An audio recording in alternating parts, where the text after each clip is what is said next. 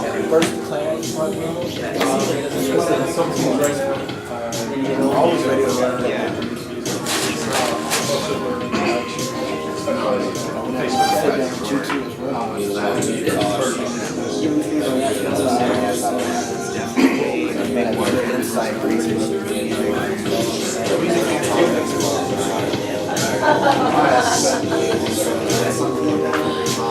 What's up, dude?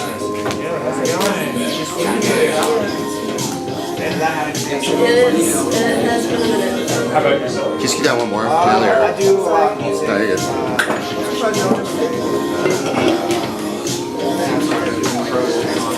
Do they do some trips to this room? Incubator?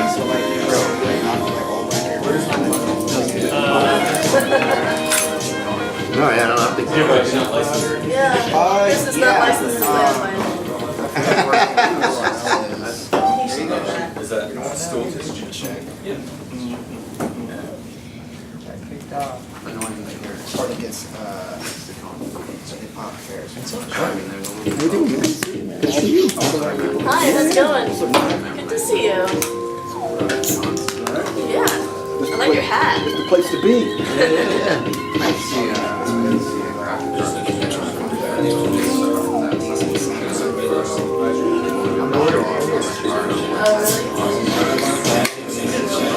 Back when I was supposed to beats all the time, you know, they had that. Yeah, exactly. I would just make like accounts or whatever, but then it gets kind of complicated because you kind of forget. That's all right. Yeah, so many. Oh yeah, so it's hip-hop Paris, but it's yeah, but I'll never really push it on that. Has this window always been? Not really. There was a time when I was stopped like putting my special That's true. Yeah, it does. It is. You're right.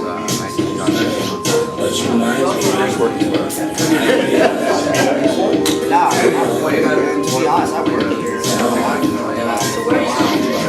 Yeah, Avery Ranch. Yeah, 183.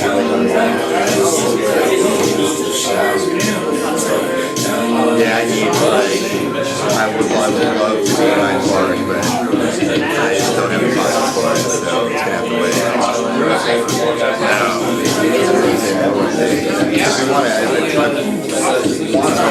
want but I want to wait till once again.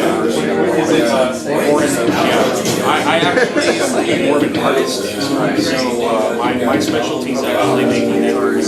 Well, when I get that sell that I'm actually an artist, so I'm not.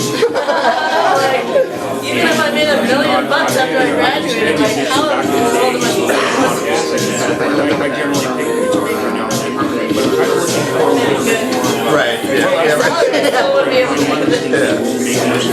just find a way to like how you're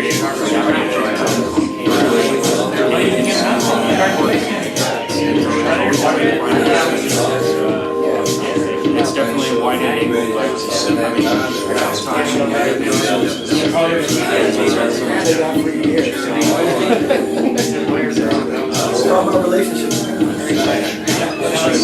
all in all, exactly. Different interests.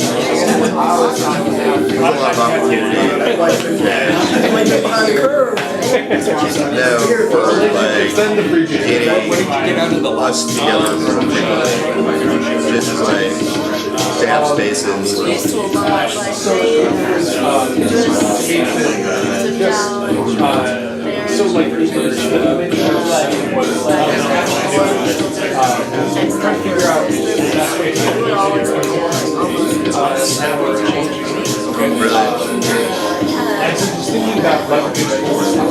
Everybody got busy. Got busy. We're always busy. Always always busy. What do you think? It was mostly, it started at stuff like this.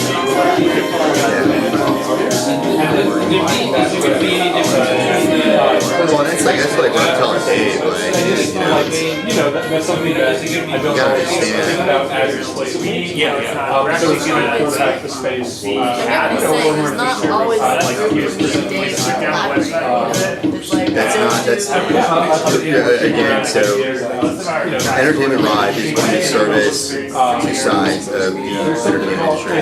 In particular, one is going to be innovation, right? Which would be you, Dave, Cameron. The other side is going to be space, music industry, professionals, collaborative if you like it, or not if they don't. But like us, we'll play our part to create that sort of environment to help nurture that collaborative effort, people talking and figuring stuff out, for people like records, and like really bring that tech innovation side to that really kind of build that up. Not, hey, fuck all your startups, let's figure out like, let's get this shit out. I think all of us are It's more or less, why haven't you guys got $1 million? Let's solve that. Let's demystify venture capital as a process, because we're going to need angel investing.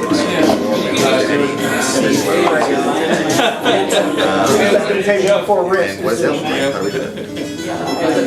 How's it going, man? Oren. Nice to meet you. And so, I get it. but yeah, no, a blueprint would be great. That's kind of what I'm thinking about. But the thing is, like, it needs to be vertical. It needs to be black and white, mosaic, tip cow, entertainment, whatever. So it's got to be, the people that are doing it. This is like, my day job actually, I make science.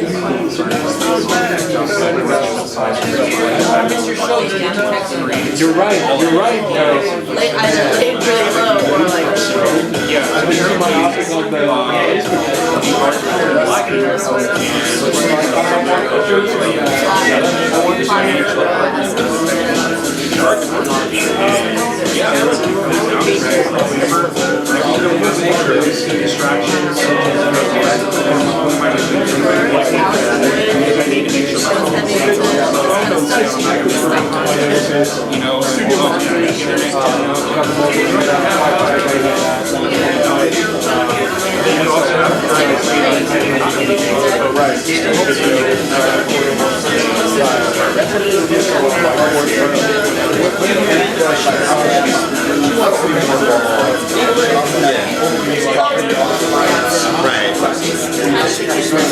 This is the setup that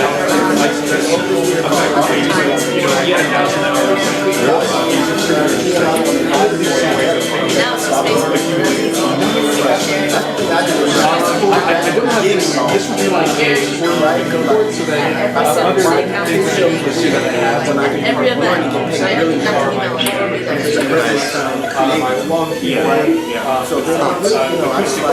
I just get, in my opinion, or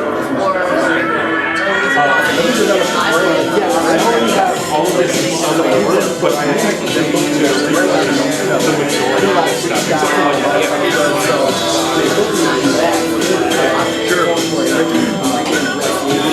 that's not to say, everyone else is still in the game. Yeah, but, yeah, I mean, like, people are gonna come here a little bit. I still think they all mean well, but yeah, it can be frustrating with developing such a massive initiative. It's so like, it's not quick. It's gonna suck a lot. You have days where you wake up and go, it's fucking stupid. But that's what makes it all. You'll you find that point where you had more that actually take things There's too much opportunity to maximize figuring it out. I think like Dave has he's been spending less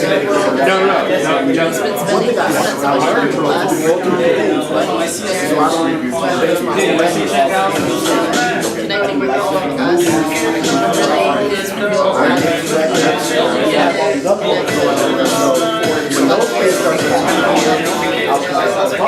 Right.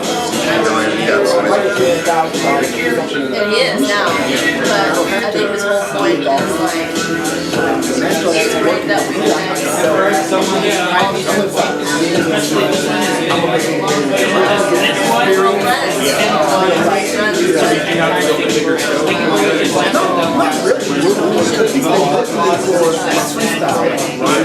Right. Well, you know, I mean, his point is, so I mean, his point is, like, show me how this shit fucking works.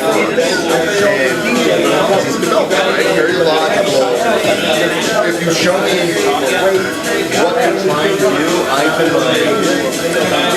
incorporate my services into that. So, you got a point there, but it's, that takes work. And like, it's a lot easier. I guess it should work on something like that. You know, but you know, again, I just don't want to make the mistake of leaving somebody out of the equation because again, there's just no good database of for-profit music professionals. That's the business side. You gotta dig deep. And so I just felt like, and like being somebody else, like, oh, I do that too, asshole. It's like, oh, you're proving my point, and it sucks that it's like, come out, but thank you. I did not know you existed, but now I do. You know, like, I was telling you Before Michael Jackson, Michael Jackson was a small. it's just about yours. And you can just try to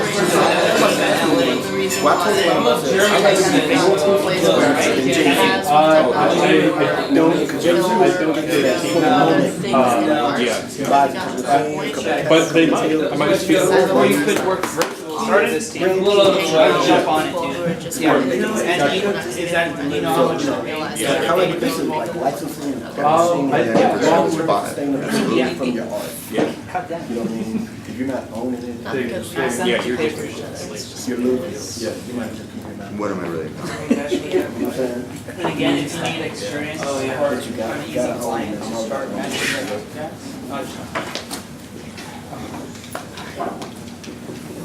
Always insightful, Joe. What's up? What's up, dude? This kind of great. I hear you. No, you're cool, man. All right.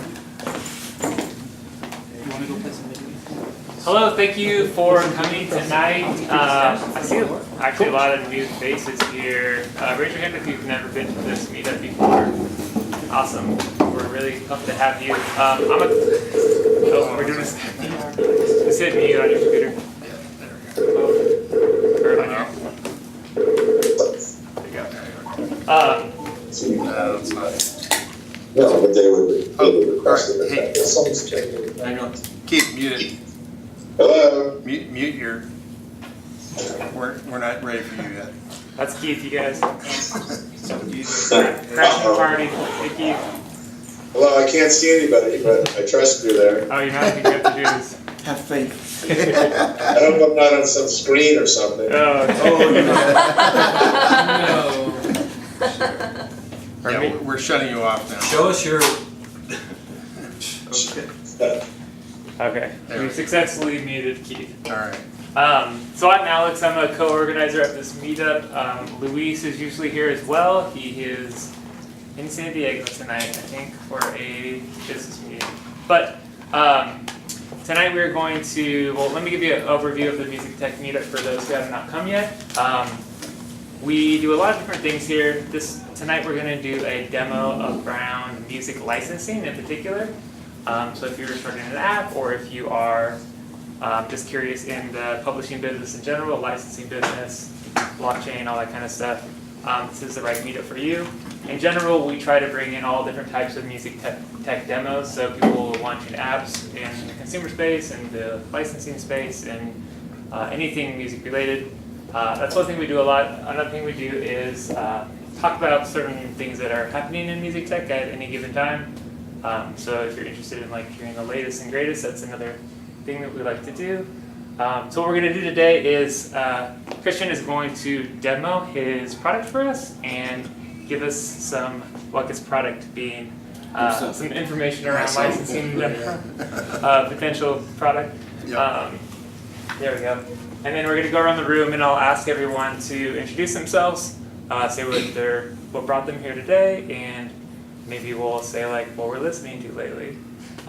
So I'll go ahead and kick it off, let Christian take it, and Keith as well. Let me unmute Keith. Give him a voice. Okay. All right, can you hear me, Keith? He's probably muted. Okay. So great. Well, thank you all for coming. I appreciate it. We're just so I could get a sense, how many developers do we have? Okay, so a good chunk of y'all. Lawyers? Oh, thank God for Get that. them out. Are you a lawyer? Did you raise your hand? And artists? Okay, good. Songwriters? Sort of same. Okay. Producers? Cool. All right. Well, How about anybody that's ever processed royalties? yeah, any royalty accountants? All right. We have 1, 2, 3, 2.5. Not as big as there. My name is Chris Castle. I'm a lawyer here in Austin. We started the firm, I've been practicing law for about 30 years. We started the firm in LA in 2005 and moved here in 2011. My wife decided it'd be a good idea if we both lived in the same house, and so I stopped commuting from here to Los Angeles, which is a real commute, and so I don't want to hear anybody complaining about commuting in Austin. I worked on this music tech thing for quite some time. I used to work at a firm called Wilson Sonsini in Palo Alto in '98. I started there in '98 and worked there for about 4 years.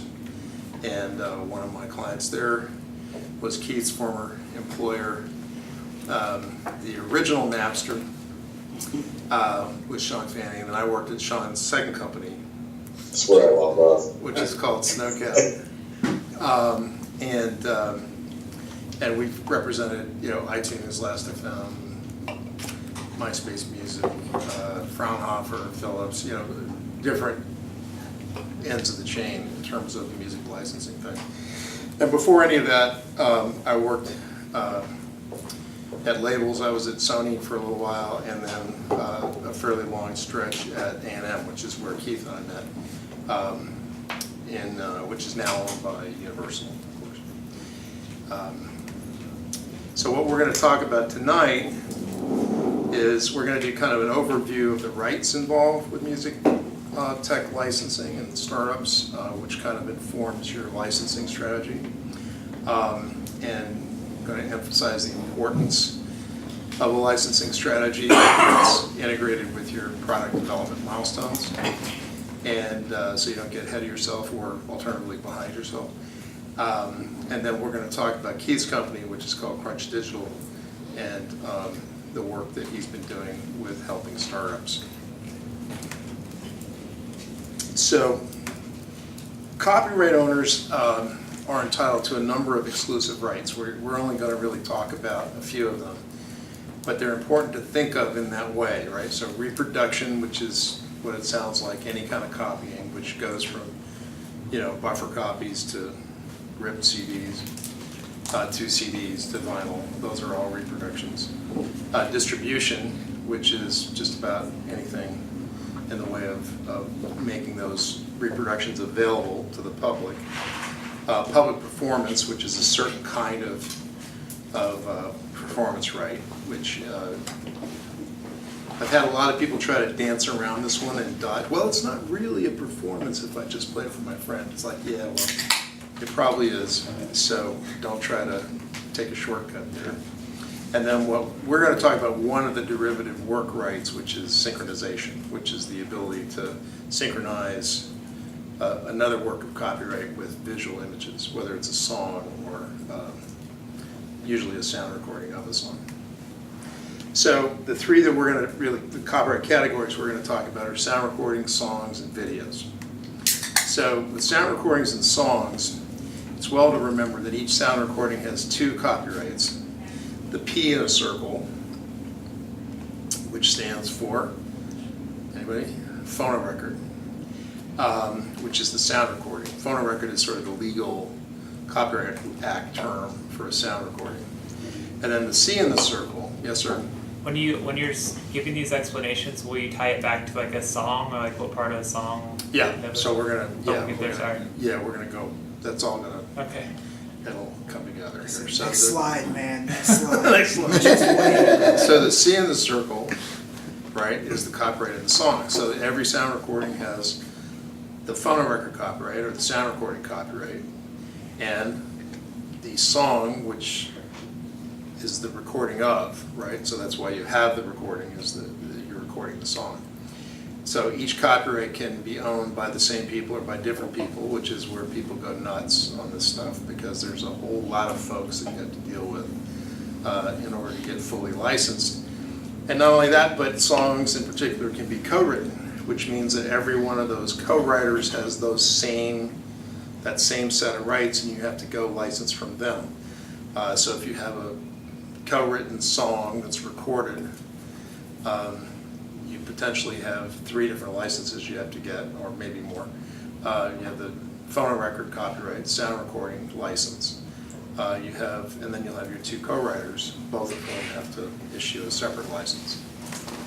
The sound recording is often owned by a record company, and the songs are usually owned or co-owned by songwriters or publishers, music publishers, and are often licensed or administered by societies on a territory and on a use basis. So not only do you have the complexity of the sound recording being owned by one set of people, the songs being owned by potentially multiple people, but you may have the good news of a blanket license, which gets you a lot of rights to a lot of different songs, usually in a narrow category of rights, like the performance right. But you'll have, if you have an internet-based company and you want to roll out internationally, you're going to have to go to each country one way or another and clear those same sets of rights. So it's a pretty extensive process, and it's not to be underestimated in terms of its complexity. So the copyright of the song that we're going to be concerned about is going to be the right to publicly perform the song, like internet radio or streaming, and the right to mechanically reproduce the song. So now we're already talking about a narrower category of reproduction, which is what's called the mechanical reproduction, or mechanicals. And basically what that means is it's a term that's derived, believe it or not, from piano rolls, and it's the right to take a song and make a copy of it, mechanically reproduce that copy. So on the performance rights side, you have blanket licenses for the most part. As long as you're within certain categories of certain kinds of public performances, you can get a blanket license, usually pretty inexpensively, from ASCAP, BMI, Global Music Rights, or GMR as it's called, or CSAC. And mechanical rights, on the other hand, are not subject to a blanket license in this country. They are in other countries, but not in this country. So you can get a compulsory license, which is better than nothing, but you still have to essentially send those compulsory license requests or notices individually by owner to the owners of the songs. Or you can go to a publisher, usually, or anyone, but typically you go to a publisher and get a direct license, which is essentially a version of the compulsory license, except it's for the entire catalog, usually with some exclusions, but essentially for the entire catalog of a publisher. So you'd go to Sony ATV or Universal or BMG or Warner Chappell, one of the big publishers, and say, I've got this kind of thing I want to do. With your music, can I have a license for your entire catalog so we don't have to do this onesie and twosie kind of thing, right? And they will, for the most part, if it's within certain categories of songs, of song uses, which is essentially tracking the compulsory license categories, they would probably be willing to do that. Now the thing about compulsory licenses to remember is that they're for very clearly defined kind of use, right? In other words, it's not like you get a blanket license or a compulsory license to do whatever you want. It's you get a compulsory license to do certain specific things, like make it available in an on-demand streaming service like Spotify, right? Make it available in a permanent download service like iTunes, right? If you want to have an app that does something a little bit different than those things, then you don't get the compulsory license, which is kind of a problem because ultimately what that means is all the money that goes into driving the whole music tech economy really goes into making a bunch of services that are kind of very similar to each other in a lot of ways, right? Because they all want to use the compulsory license, and it's easier for them to do that than to go negotiate individual licenses, even if they're umbrella, let's call it an umbrella license as opposed to a blanket license if you go to a publisher and license their entire catalog. So if you get an umbrella license, you're still essentially doing the same things that people would be doing if they got a compulsory license. And what that means is that the only way you can really compete, or the most common way you can compete with other people in your space, is on price, which of course tends to drive down royalties because it becomes a race to the bottom. When you're on your 20th Spotify 90-day free trial, you haven't really paid for much of anything, so I have a bit of a bugaboo about compulsory licenses. I don't like them, but I understand why people do. Yes, sir. So specifically, does that mean that you just can't create a derivative work with a compulsory license? That's basically what it is. You can't sync it to a video, you can't chop it up, sample it, blah, blah, blah. That's all negotiated licenses, right? That's right. The compulsory license is like, here's a song, you can basically stream Don't it. change anything about Don't it. touch it. You can cover it. You can cover it. You can cover it. Don't change the words. Yeah. Right. Don't. Right. I had a problem with a Sam Cooke song one time where an artist took a Sam Cooke love song and made it into a gospel song. So instead of singing about a woman, he was singing about God. And I got this nasty call from Sam Cooke's publisher, like, how dare you change these lyrics? Yes, sir. Isn't the law regarding compulsory licenses that you can't record and release somebody's song unless it's already been commercially released? There's some twists and turns to this. That's right. Right. There's something called a first use, right? So in other words, although kind of honored in the breach, to be honest, but a first use license is the right to record it for the first time that's reserved to the sound record, or excuse me, the songwriter, right, or the songwriters, or the owner of the song copyright. So most people blow past that, but that's true. Yeah, I mean, Right. Prince got very upset when that came into law because people started recording his songs and he didn't like the way they did them, so but they had the right to according to law. that's right. Yep, and that's not a fun call to get, from the songwriter, but that is true. So mechanicals are frequently licensed under umbrella agreements, as we discussed, and here's another thing to remember. There's a lot of people who think that you can go to the Harry Fox agency and get what's essentially a blanket license, right? You don't. What you get is you get a license for all of the songs that the Harry Fox agency represents, because it is an agency, right? So agents have principals, and principals allow the agent to license, to do certain things, in this case license songs. And that's usually, the publishers allow the Harry Fox agency to issue licenses for compulsories, right? Not for anything else. And at that, even Fox would probably, I think Fox would even admit, that they barely get to 50%.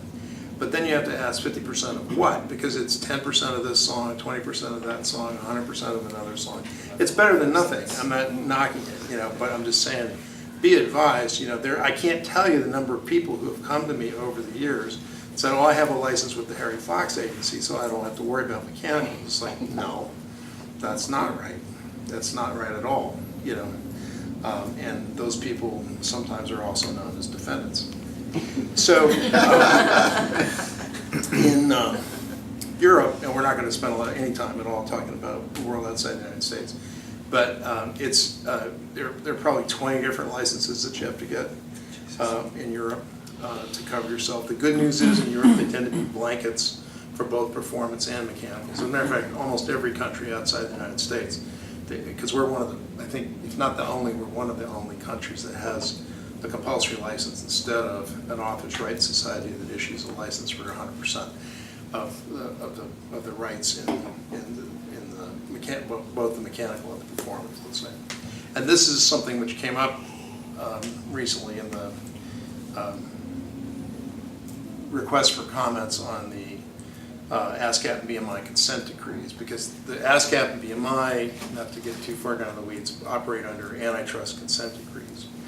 And that's the reason why it's the consent decrees that cause this weird split between mechanicals and performances. Because basically what this means is if you have a song that you have a performance rights license for, you have to go out and get a mechanical license for the exact same use of the exact same song by the exact same company and pay a royalty to the exact same people that you already have a performance rights license for on a blanket basis. So wouldn't it make a lot of sense to allow the societies to issue one license for the whole thing?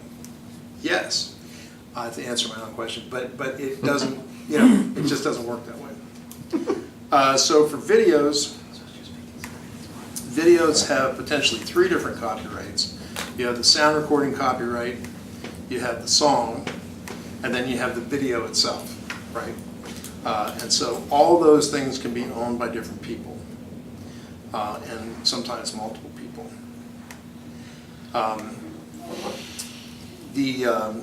Typically though, if it's a music video, particularly if it's premium content kind of music video where it's a music video that's produced by a label or produced by the artist as the original version of their video, or official video, that's going to be owned by the same people that own the sound recording copyright. Which means if you go to somebody who owns sound recording copyrights and ask them for a license for your service, if you have any idea that at some point you might have a need for videos, you should ask for those too. Cover videos, also known as UGC. The copyright in the video is usually owned by the performer who does the cover recording. Cover means that you're recording somebody else's song, usually after the first use. So if you have that situation, most people think of UGC as being a YouTube phenomenon, right? Well, it's not the only place they have UGC. They have it on Facebook too. Facebook is not licensed at all.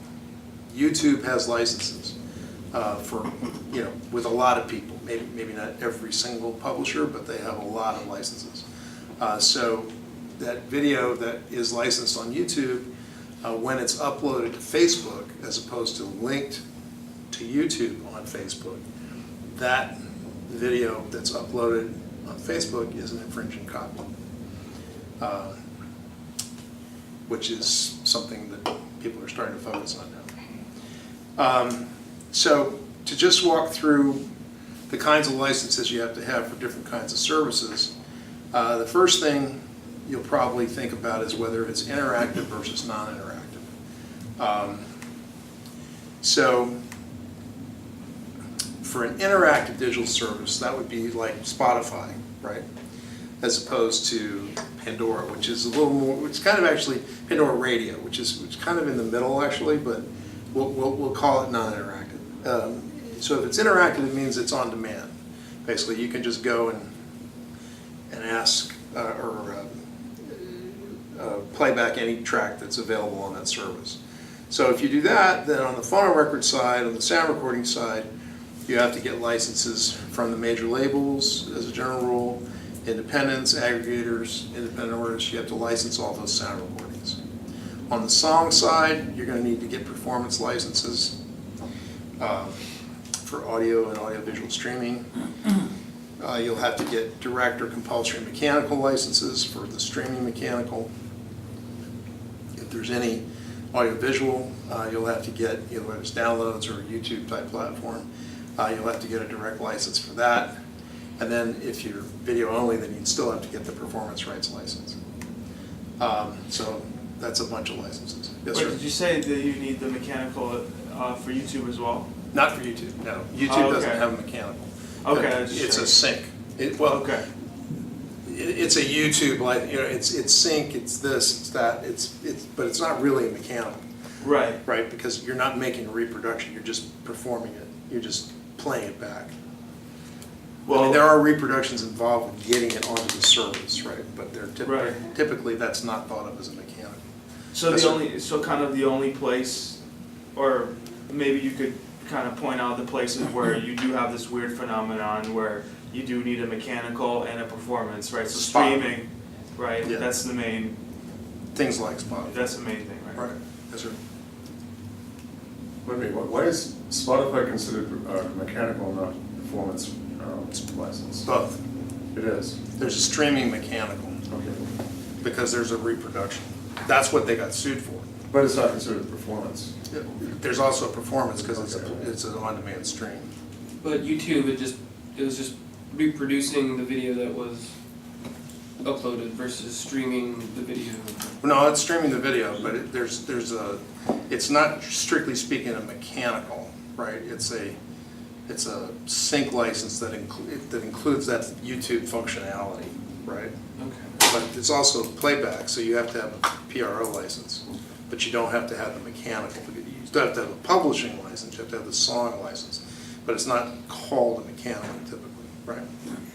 It's not compulsory, right? You have to. No, it's not compulsory. It's definitely. They can say no, you can't use my song for. Well, yeah, in their case, they'll say, that's fine, we've got the DMCA, so bite me, right? You know what I mean? I mean, it's basically, YouTube is very much a confrontational kind of situation when it comes to that. Saying no to YouTube doesn't really get you very far.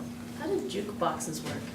Jukeboxes are a separate license. They have a separate code section, and I used to represent a jukebox company, and they have, usually they go and get their own licenses, mostly because of new releases, because it's kind of hard to get the information flow, and it's easier to deal with those situations if you have a direct license. Like in the old days, there used to be companies that specialized in this, right? Hotheads. Well, I mean, there still are companies that specialize in jukeboxes, but there used to be like CD service, CD mailing services, kind of like the early Netflix, where they'd go out and they'd license a bunch of stuff, and they would pay a royalty, a small royalty, to the label and to the publisher, and then your tracks would be on a disc, and that would get sent out as a mailer to a bunch of different, thousands of jukeboxes. So now, one thing to remember about contracts is that every time you have a license, or every time you have a reproduction or distribution or sync license type contract, there's an accounting that goes along with that as a general rule. I mean, you may be able to get it on a flat feed where you don't have to necessarily do a royalty accounting, but they're almost always going to want to get the usage. So there's some kind of accounting, usually financial royalty accounting, that goes with that contract. So for non-interactive, you can get a statutory license. That would be sort of like Pandora or Sirius XM, different, the old RDO, the new Pandora gets direct licenses on their premium service, but they have the side-by-side radio service. Right, so for the radio service, they can get the statutory license from Sound Exchange. There are other criteria that go with that. So if you have a burning desire to start a competitor to Pandora, there are more twists and turns to that you have to jump through. But the first place it starts is it interactive or non-interactive, and is it subscription or non-subscription? So if it's a Pandora type service, it has to be non-interactive and non-subscription. You would still have to get the PRO licenses though. Would Pandora not count as a subscription service? The premium does, and in the old Pandora, the Pandora Radio has the subscription layer, but they are. It's two separate services, sort of. Well, now it is, but it's two separate price plans. But that was included. It probably shouldn't have been, okay? But it was included under what they call the Webcaster Settlement Acts, which allowed for a pure play radio service, and there's a pure play tier of royalties that takes into account both the ad-supported and the they probably wouldn't call it subscription, but the subscription service.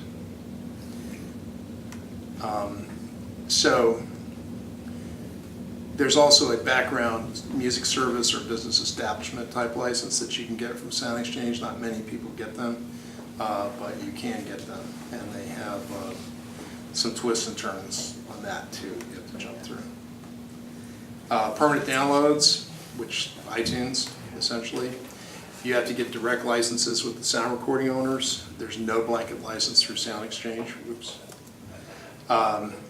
You have to get, sorry, gotta have myself there. You have to get all those deals, but the good news with the permanent download service is that the labels take responsibility for paying the mechanicals. So you don't have to go to the publishers. There's an apocryphal story of Steve Jobs calling the head of the Harry Fox agency in the early days of iTunes when the Fox agency was pursuing Apple, trying to get them to get mechanical licenses, and Steve apparently left a voicemail for this fellow saying, "Hi, this is Steve Jobs. This is the last time you'll ever hear my voice. Don't call me again.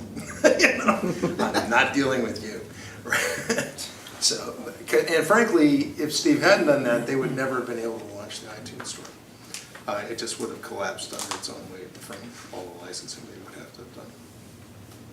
Of course, the publishers will tell you that the labels are slow to pay them on those mechanicals that the labels are taking responsibility for, but that's another story.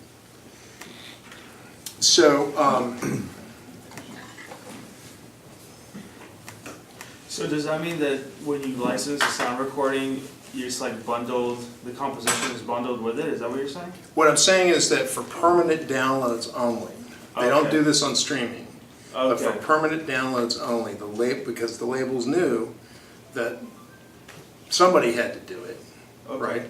And because the labels had put out CDs, right, and physical copies, which are very similar deal structures to permanent downloads and similar pricing to permanent downloads, and certainly on the mechanical side, similar, mechanical royalty side, the labels agreed to take on that burden.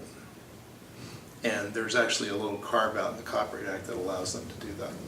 Does that include compilation CDs as well? Does that include CDs? Whatever it is, because remember on iTunes it's essentially track by track, right? Yes, sir. Could you give a quick high-level overview of what labels typically represent and what publishers typically represent? The players on both sides. So labels own the sound recording. So the labels go out and sign the artists for the if it's a typical label and not Rhino or something that specializes in reissues and compilations, right? Or soundtracks. So if it's a typical label, they'll go out and they'll find the artist, they'll sign the artist, they'll invest in the artist. Hopefully they'll stick with the artist for a while to help them find an audience. I mean, when A&M, where Keith and I used to work, it would be unusual for A&M not to stick with an artist for at least 2 albums, maybe 3. And in terms of years, I mean, that's 4 years, 5 years, right? That's a long time to keep writing those checks. Every now and then, one of them is Soundgarden, you know, one of them is Jim Blossoms, one of them is Sheryl Crow, right? But there's a lot that aren't, right? So they invest in developing the artists. On the publishing side, the publishing deals usually come in two flavors. They're the publishing version of the artist's record deal. So if an artist goes out and signs a record deal, then they can pretty much turn around and go to a publisher and make a similar, at least in number of albums committed and sometimes advances. They can go out and make a similar deal with a publisher. We have a question here. Yes, sir. All right, so are you making an argument that the sound recording is more valuable than implementing? And we're just going to put it back on mute. Go ahead. Right, yeah. That's a hot button issue right now because of well, yeah, I can tell you, when I worked at A&M, I got a call one day from a publisher who had a song on the Sheryl Crow Tuesday Night Music Club album. And in those days, what we used to do, because we had commercial singles, right, is we would give away a bunch of singles that would get sold. We'd give them to retailers for the purposes of them reselling them, right? So when those singles were resold, then that would help our chart position. And so we had a #1 single, several actually, with Sheryl. And this publisher called up and said, well, I'm looking at SoundScan, and SoundScan says, which is a chart service that actually goes out and measures sales at retailers, right? So SoundScan says, you know, you sold 1 million singles, but you only paid me on 500,000. And my reaction to that was, yeah, that's right, because we gave away the other 500,000, and when, you know, I seem to have missed your contribution to my promotion budget. You know, I seem to have missed your contribution to my tour support. Yeah. Well, when you send over that check, then I'll pay you for the other 500,000. How's that sound? Right. It's a cold world. And so, you know, this is the never-ending, you know, fight between publishers and record companies. So that means 50-50. 50-50, yeah, that's right. 50-50, 75-25 co-publishing split. So the on-demand streaming services like the Spotify, again, direct licenses, and then you have to have a streaming mechanical, as we were just talking about, which is why they got sued, right? They were loosey-goosey with getting those streaming mechanical licenses in place, and they didn't handle it very well. Here's a tip for all the developers, you know, if you get a call from somebody threatening, you know, you with a copyright infringement suit, take that call very seriously. I don't care how small you are or how big you are, take that call very seriously. That's the time to make it go away, not when they actually serve you with a lawsuit. You want to avoid having that defendant name attached to you, right? You really, really want to avoid that, because everything gets a lot more expensive once that happens. And of course, you know, as we said, you'd have to have a performance license. And then if you have a video, you know, like Spotify's getting in the video business, they better make sure they got those videos licensed too, right? So, because that'll be the next thing. So on a video service like a YouTube, you have to go to direct licenses again, usually with the sound recording owners, because they own the videos, whoever owns the video. And in their case, in YouTube's case, you have, you know, movie studios, television people, you know, all kinds of videos, right? They get uploaded there. You'll have to have some version of a synchronization license. It's called different things at YouTube, but it's essentially a synchronization license. And you'll also have to have a performance license. Is the synchronization only with the publishers? Yes. Okay. You have, well, the license that you have with the sound recording owners for their sound recordings being in videos is essentially a synchronization license. But just to, so you can keep track of things, it's usually called a master use license on the sound recording side, and it's called a synchronization license on the song side. So when someone says to you, I need a sync license, 9 times out of 10 they're going to be talking about publishing. Okay. So for apps, it really depends. The kind of licenses you need for apps really depend on the functionality of the app, right? And like I was saying before about compulsory licenses, the problem with compulsory licenses is it drives everybody essentially the same functionality. But you'll have some version of that story, sound recording, sync, performance. You'll have to have some kind of negotiation along those lines. You would add video into that if you had video in your app. There's unlikely to be any compulsory licenses available to you for an app. There might be, but doubtful. You have to have analysis. You really need to have a sit down with somebody who knows their way around the law on this and figure out what you need to do. There's no one-stop licensing solution for apps, which is why you need a licensing strategy. I can't emphasize enough the importance of sitting down and figuring out what your licensing strategy is going to be. Even if it's very rudimentary, and even if you know it's going to change, you're in that sort of pre-alpha stage where you don't really know what you got yet. But you want to be thinking, if you're using music or you're using videos or film clips or anything like that, any copyrightable work, you need to be thinking about how am I going to do this? How am I going to get this license? It needs to be expandable so that you don't clear more than you need up front. That's another theme that I emphasize a lot to people. In other words, if you have an app and you're going to be using maybe 500 songs for the next year, there is no reason for you to go out right now and try to license all the world's music from these record companies that are not going to return your phone call, or the publishers who are not going to return your phone call, right? And then if they do return, the bad news is they do return your phone call, then they ask you for, way more money, and they don't spend any time really paying attention to what it is you're saying, and they say, oh, Silicon Valley, whatever, millions, right? Go raise it, right? That's not what you need to be spending your money on, right? You need to be spending your money on developing your product, and your licensing strategy needs to match those milestones. I mean, you're going to have milestones in your development, right, schedule. Your licensing strategy needs to complement that.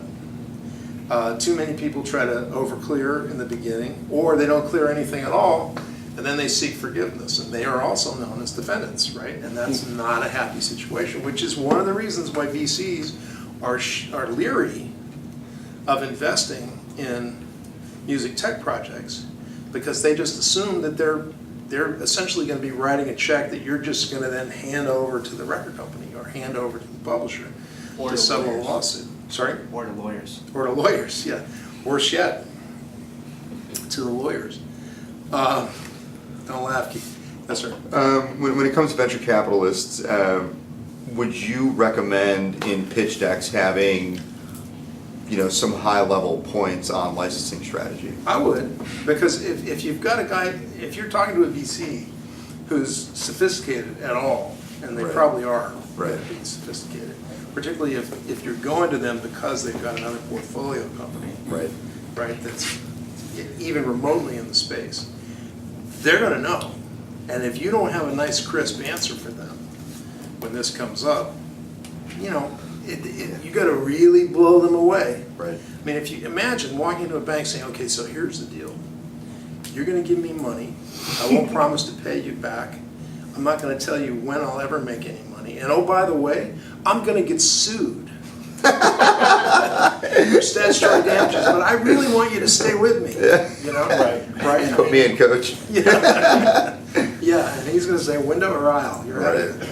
Right. So, if you only need a handful of recordings, right, that needs to be part of your approach. It's like you can probably get that done without having to pay these huge minimum guarantees, which is, if you go the licensing route, or alternatively, gross national product level statutory damages and litigation that will go on a long time, like Group Shark. I mean, look at them. Even Spotify. I mean, and Spotify was a company that was really trying to do it right, and did do it right to a large extent, but they did it wrong to a large extent too, and they just didn't really take care of business the way they should have. Because it all comes down to this. Are they willing to say no? Are they willing to say to a record company, you know what? I can't clear the publishing on that track, and I'm not going to put it on my system until I find out who I have to send. Because they can use compulsories, right? I'm not going to put it on my system until I find out who to send the compulsory license to. And if you know, you're a product manager at Atlantic Records and you're trying to break your artist, you're going to go find out who the publisher is, right? And you're going to be probably in a better position to find that out than the digital music service. So until they're ready to do that, they're going to continue to have this problem. Here's the other thing. Like I said before, along with the contract that you have comes an accounting obligation. And you're essentially siloing the same accounting setup, hopefully, as all your competitors, right? And you're paying to have that done again and again and again and again, right? And there's really no reason to do that when you can outsource it. And this isn't just a pitch for Keith. I mean, Keith does that, but it's really true across the board. You don't really, I mean, if you're Apple, it's one thing, right? But if you're just starting out, you don't need to be doing this. You don't need to be raising money to basically create a whole royalty accounting system just for you. That's very expensive, and particularly if it's just for you for 500 tracks. Because the cost of the accounting system is going to be, you know, very high if you want to do it right. And if you're only putting a few tracks through it, it does not justify the cost. And, you know, the other thing about this is that if you don't have some sort of comprehensive accounting solution, you go to a label and you say, by the way, my accounting solution is Excel. They're not buying that, you know. They don't, and if they don't think you're going to be able to give them a straight count, guess what? They're not going to give you a deal, right? And a lot of them now are, particularly the publishers, are specifying who you have to use as a royalty accounting service, right? Because they're tired of this, you know. They're tired of it, and one of the reasons they're tired of it is because they in turn have to account to their songwriters. So it's not just that they want a straight count; they do, but they need to be able to give their writers, their co-publishers, their people that they administer, even where they don't own anything, they just administer in the United States. Let's say they need to be able to tell them what they made, and if they can't do that or do it easily, and they'll all have different accounting specs, right? So if you walk in there and say, my solution is Excel, they're going to laugh in your face, and they're not going to take you seriously, right? So you need to be thinking about how to outsource. Hey, Chris, just to add one thing there, that for those who try to have their own solution, it also creates the feel from the publisher or even the label that it's a company they're more likely to audit. That's right. Because they feel that they weren't able to do it right, that then raises a flag for them to feel that that's now an audit target. Whereas if they were working with a company they know can get it done right, then it mitigates maybe the need for the audit. Yeah, and audit is something that is one of those. It's kind of it can be kind of a confusing term. What he means by audit is what we would call a royalty compliance examination. It's not like audited financials or GAAP or anything like that. It's really on a very simple level. It's just going in and saying, okay, you pushed this many widgets through your system. You have a contract with me that says I'm supposed to get paid X pennies per widget. Did you pay me? Right? Did you pay me properly? And those can be kind of gut-wrenching experiences and can get really expensive if you have screwed it up. You know?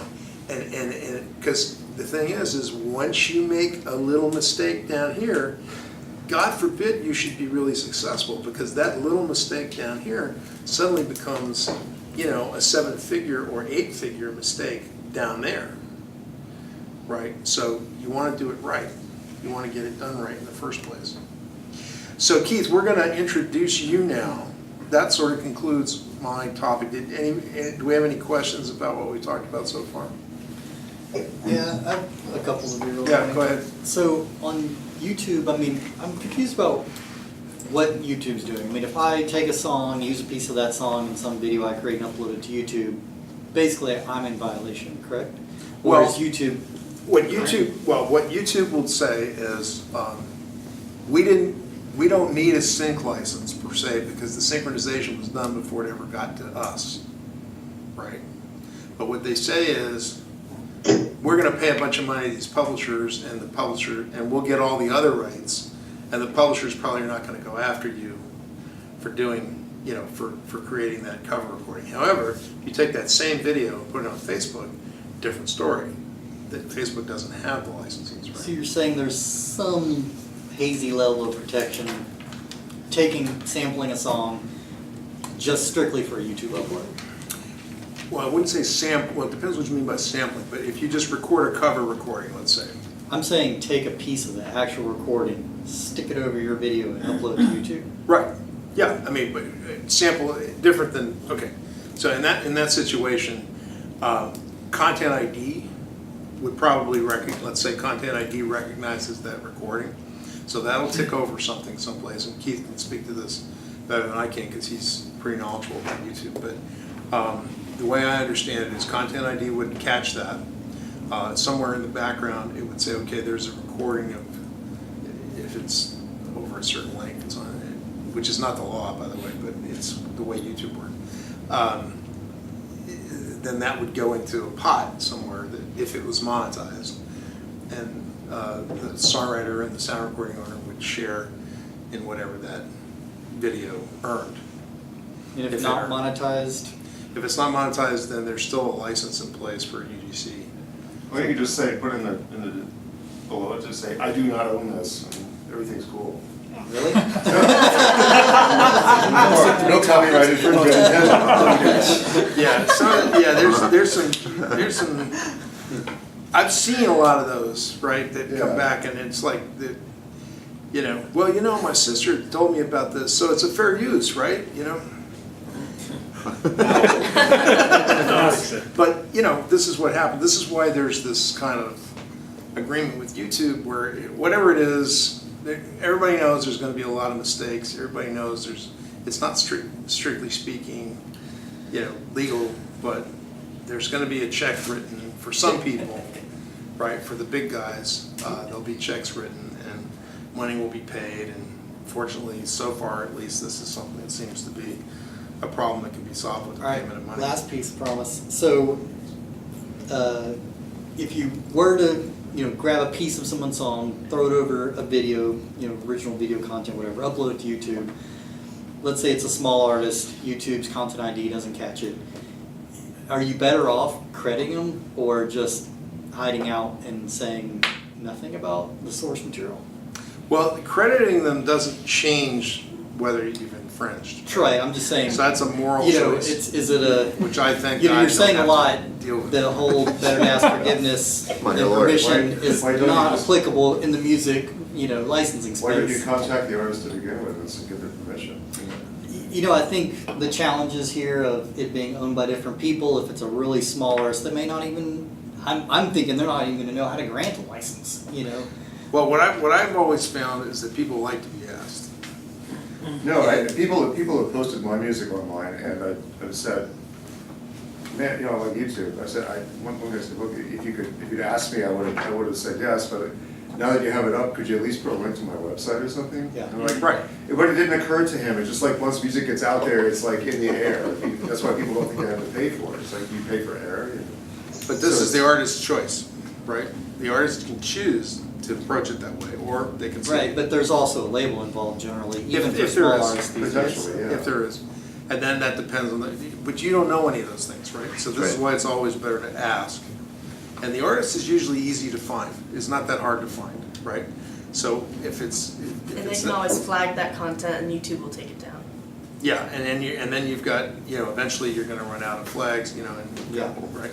So, it's just a balloon, man, It all comes back to being a defendant, It's like, do you wanna do it now or do you wanna do it later? So what I've always found with those situations is you're better off to just track down the artist and say, hey man, I really like your music, I wanted to do X, Y, and Z with it. Is that okay with you? And, you know, most of the time they'll respond. Okay. Anybody else? Yes, sir. So I know a lot of startups actually use YouTube videos on their own apps. So does that license, is that sustained across platforms? Not really, no. I mean, unless it's just a link, so it's actually being performed off of YouTube. Anytime you make a copy of a YouTube video. Like if it's embedded with that HTML code that they give you. If it's embedded, it's probably a better argument that it's actually being performed off of YouTube. Okay. But there are people who think that you need to get, like PROs, who think that you need to get a license to even embed videos.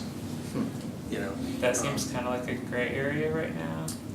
I don't think it's particularly gray. It's not. Okay. Most of these things are not as gray as they might seem, right? As you would hope. Yeah, okay. Well, not as I would hope, but Well, if you have it on your blog, right? If you run a music blog, how could you possibly license every single time you embed Good a point. YouTube video? That's a good point. So most of the time, if you're embedding a YouTube video on a blog, right? Okay. I would say that's a much more defendable use. If it's literally just embedded, not copied, you know, just embed the link like on a WordPress blog. You just put the video link in there and it pops up, right? That to me is a lot more defendable than actually putting it in another device where it's an integral part of that other device. Unless there's more facts that I don't know. I mean, it just seems like that's not a good idea. People do it. I mean, look, I know people do it. But, you know, that's not a long-term solution, right? I mean, that might be something you do in the early days to just see if you even have a business. But at some point, you know, you're gonna have to get past that, right? You're gonna have to have a way to either license that content yourself or you know, get it licensed for you. Yes, sir. Wasn't there a ruling a few years ago that music use in podcasts didn't require a license or? No, it does. They just don't go after it much, you know. And if I'm doing this right now with a major label, and they have all these kind of bizarre Excuses. I wouldn't say excuses, but they want to put all these restrictions on it.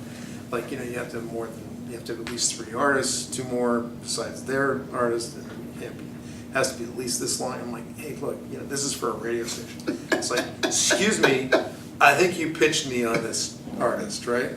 So if I want to put it on my track of the day, don't you think I ought to be able to do that? Don't you think that would be a good idea, particularly since I'm not charging anything for it? So, you know, doesn't mean to say that we didn't need to get a license, because that's what I'm doing. I'm negotiating a license.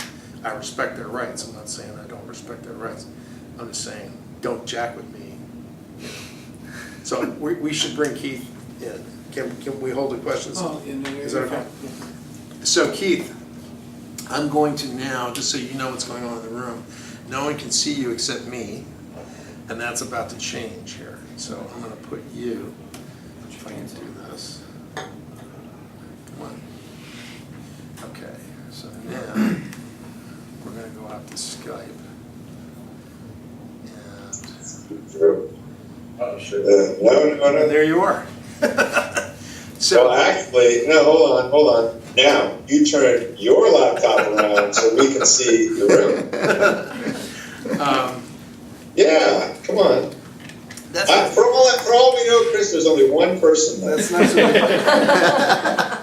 All right, let me see if I can do that without disconnecting it. So there. Oh, we're all getting sick. You see it now? Oh yeah, turn it back. Turn it back. No. And it was actually, no, go back the other way. It was better probably.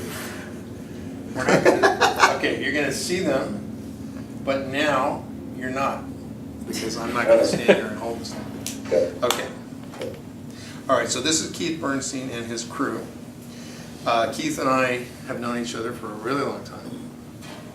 And when there used to be physical goods. Yeah, that's right.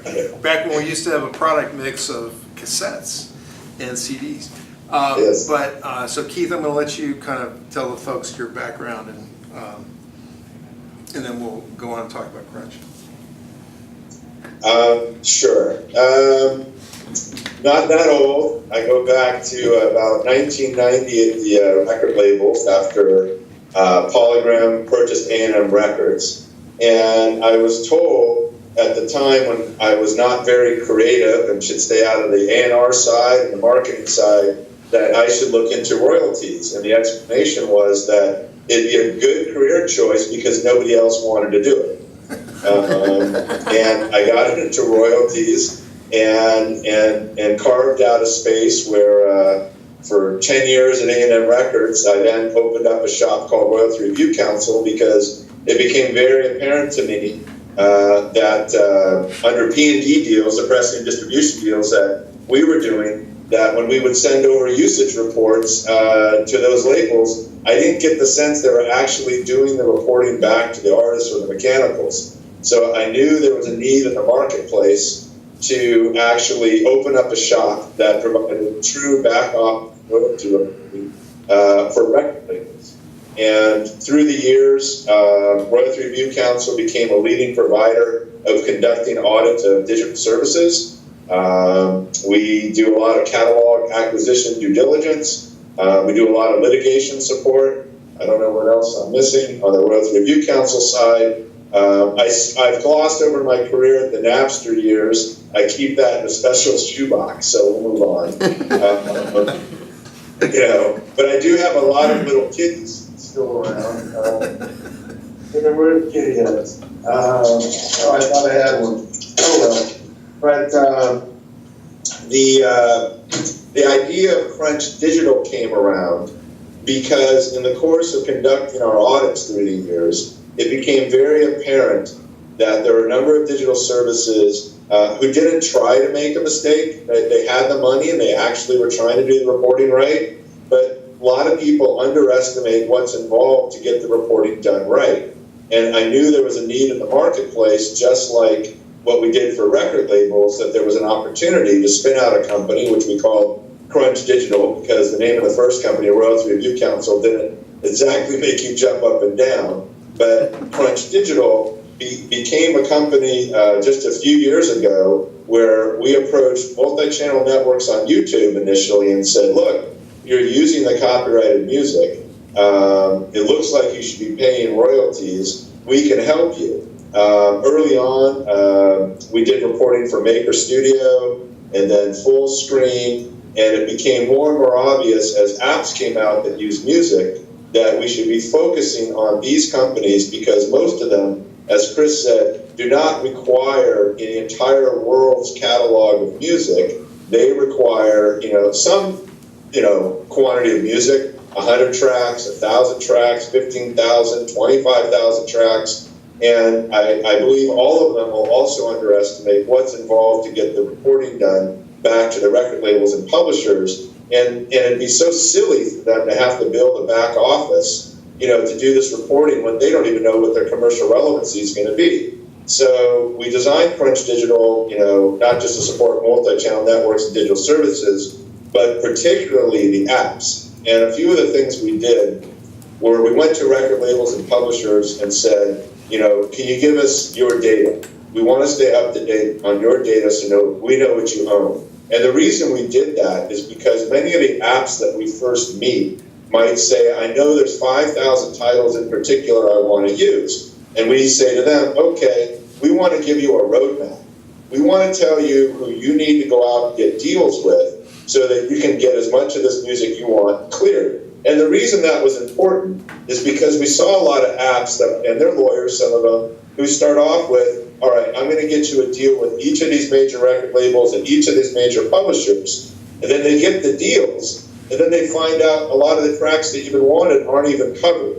And they're like, I wouldn't have even done some of those deals if I knew it with some of these other publishers. So what Crunch does is we work with apps as a starting point to help them identify who even owns what it is they think they'd like to use, at least right now, to get going. Then we actually help them get in the door with these labels and publishers by facilitating licensing, by going to these labels and publishers and saying, we've met with these apps, these are good people, or a particular app, these are good people, they have a good product, good features. Here's what they're offering. We'll bring you the offer, and then the labels and publishers know that if Crunch is bringing something, we've kind of vetted it. And then hopefully that helps to facilitate getting the deal done.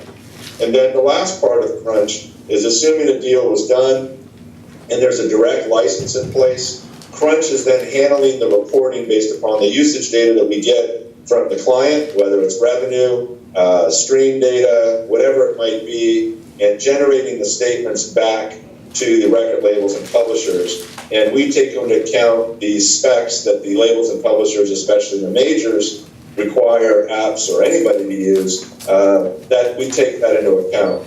So really where we see ourselves in the marketplace is a company that's helping to stimulate investment into new technologies, because we're helping to get folks launched and off the ground by making things more efficient in this space.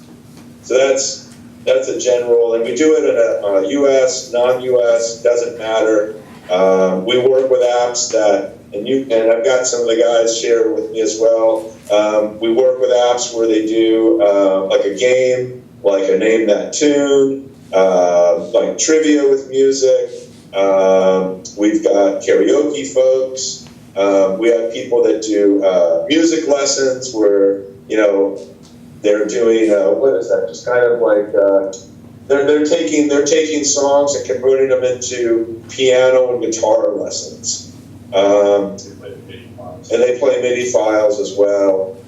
We work with some social media apps where maybe like some sports teams where high school related, they might actually want to put their videos together of their highlights and select from some tracks, you know, to put in the video.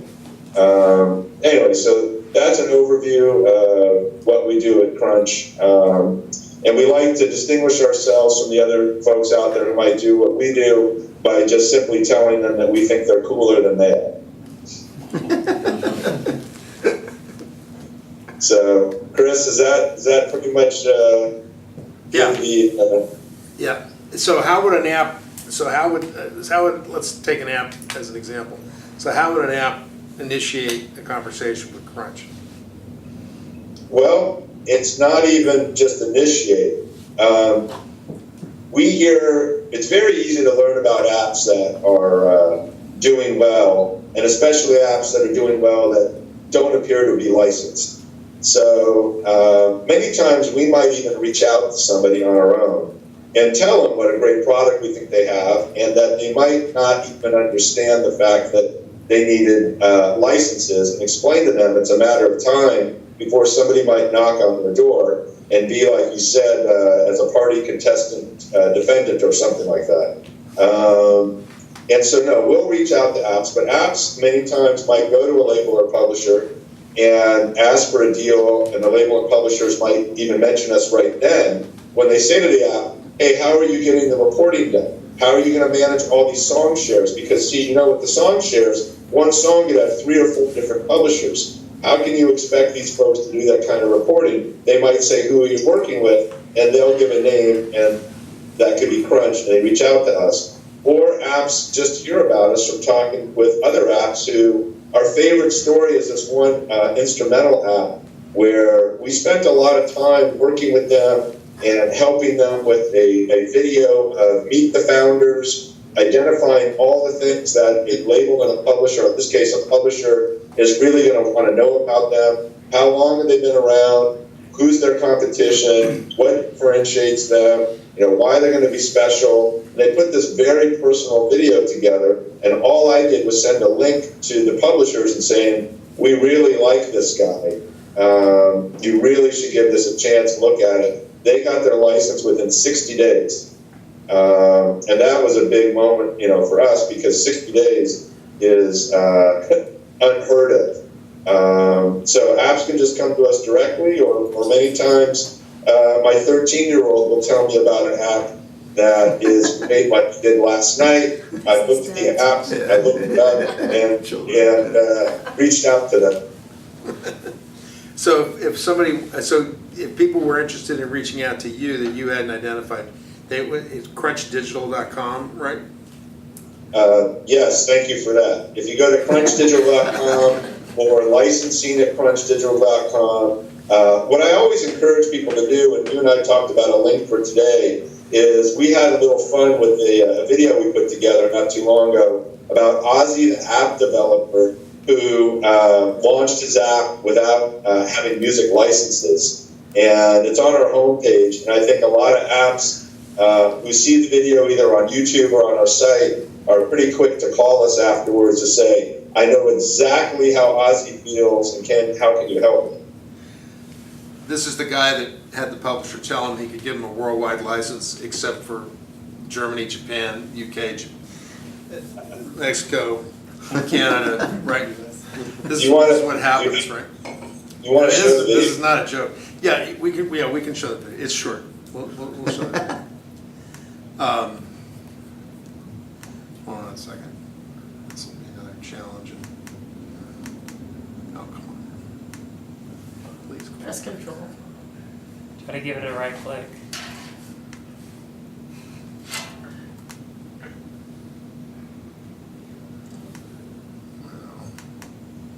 Or press command. Fucking Max.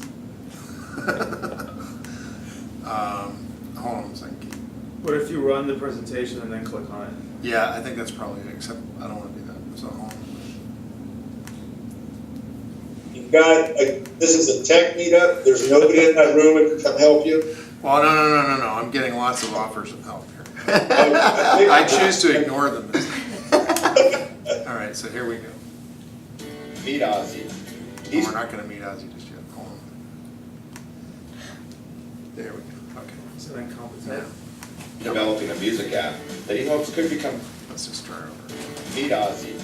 He's been developing a music app that he hopes could become the most popular, interactive, and addictive app ever created. It is filled with lots of popular music for users of all ages. Ozzy launches his app and became popular fast, and within the first week, 5 million people had downloaded it. He couldn't keep up with the demand to add more songs and to keep the app fresh with new features. Ozzy met with a capital firm who had heard of his app, and he showed them how quickly millions of people were already using it. He sold them on the potential to make millions of dollars from advertising revenue and offering premium features. Now, with millions of dollars invested in his company and a growing user base, Ozzy was poised to build his company even bigger and would release a monetized version of the app for the holidays. What Ozzy was not aware of is that he included copyrighted music in his app without obtaining the necessary licenses from record labels and music publishers who own the music. Poor Ozzy. He's just been told that all the music available on his app must be removed immediately. Or he could find himself being sued for copyright infringement and face millions of dollars in damages. Panic. Ozzy has no choice but to quickly take all the music off his app and see what happens. It's like, good thing I Poor made this Ozzy. remove all the music Without feature. the music, the app just isn't the same. Ozzy has about 5 months before the holidays to get his licensing done, and he was confident he would get it done on his own. Ozzy keeps trying, but is unsure how to obtain the licenses he needs. Ozzy just didn't realize that there are thousands of music owners who own songs he wants. Ozzy's in over his head, and he underestimated what is involved to license the music.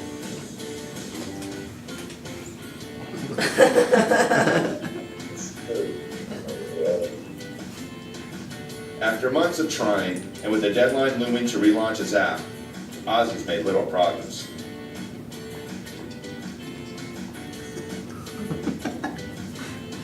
Poor Ozzy, tuckered out, and is ready to give up on getting his licenses. His dream of riches feels like it's slipping. Maybe he'll just relaunch without the licenses. Besides, how important could those licenses be anyway?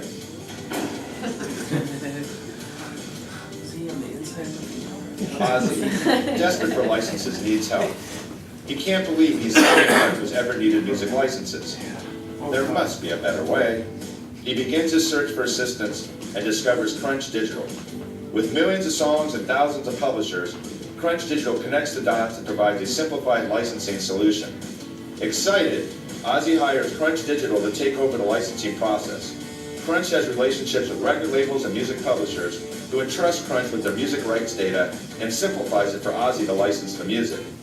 With music licenses now in place and a business partner like Crunch Digital at his side to manage the licensing and reporting process, Ozzy's app is back on track and is a huge success.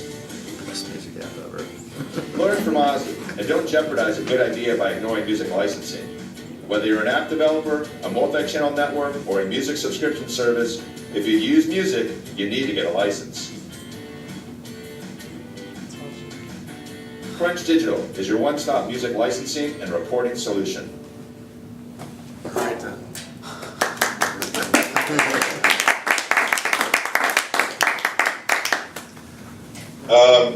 There's a sequel, and it's about Izzy. Oh, You need to close that window. you go into the next video. Oh, we got the sequel already queued up. Yeah, right. There you go. Yep. Crunch harder. Hold on. There we go. Yes, the next one's about Izzy. The difference between Izzy and Ozzy is Ozzy didn't realize he needed music licenses. Izzy realizes he needs music licenses, and he's going to come to a fork in the road. Just launch without licenses, or go forward and try to get licenses. And we'll wait, you'll see what happens. So realistically speaking, if you're at that kind of pre-alpha garage or dorm room level, and you're trying to get like 100 or a few hundred tracks, what's the best approach, do you think, for somebody to take who wants to stay legal early on?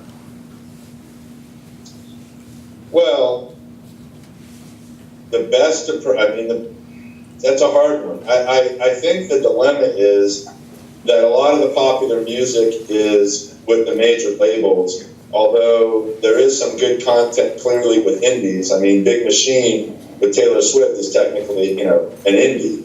I think that some folks, if they want to on their own, probably could reach out to some independent record labels and get content. But the feedback I get from app developers we talk to, it's that, right, but I'm not getting enough good music to really test out my app to see if I get the stickiness and if the people stay as an active user. So you have this dilemma that maybe you can go get 100 songs, but if they're just kind of 100, not so great songs, you really don't know if, in fact, people like your product, because the music is a lot of what keeps people there. So I think right now there isn't a market solution if you want good music.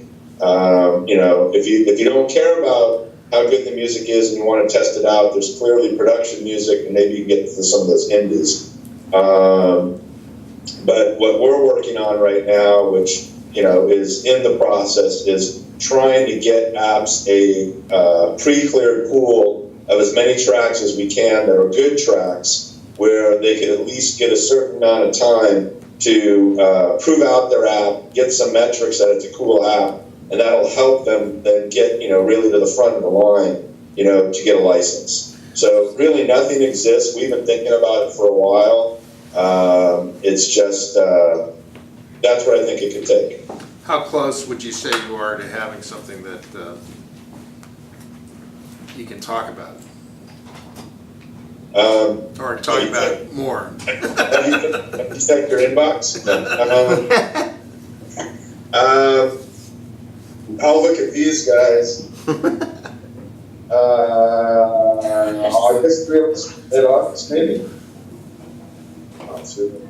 Maybe, if not sooner, mid-August. I mean, look, we already know that there's one, there's a company out there that will work, in the space and help with the cleared music. But again, the problem is it's not necessarily all the titles somebody would want in there. And our concern, and my concern and the app's concern is you really got to pepper it with some good songs if your app requires some popular stuff. Because, you don't want someone to check it out and leave because they didn't feel they had a good experience with music. So I don't know. I'm hoping we're in a position maybe where somebody could have up to 1,000 good titles, within the next couple of months, and really have a place that they can go and get some pre-cleared music and truly, test out their app. Yes, sir. So what does that type of cost or pricing look like? Is it just like, do you have to pay flat fees to license specific songs, or is it a combination of that and royalty based per play? Anytime that you're asking, like, what am I hearing from them in terms of what they want? Well, let's say I'm an app and I want to license like a popular Drake song, and I come to you and I say, like, help me license this song. What am I paying to the publisher? How do those deals get worked out? Well, again, first it depends on what the use is, and if they'll even allow it, what the territories are. But my experience, I've found that the fewer tracks that you seek to get, the harder it is to get the license. That the more that you seek a license covering the full catalog, that those are easier deals for them to do than seek a couple songs. But in your case, you know, if you're just using a song, you know, and let's say an educational app that you're in, it's a subscription type base for an educational app to learn how to play like the guitar. I would say what 25% of receipts in that ballpark. Yeah, like 25% of your net receipts, and net means only like maybe deducting the iTunes fee, not your house, your overhead, and everything else. And that would be pro rata, right?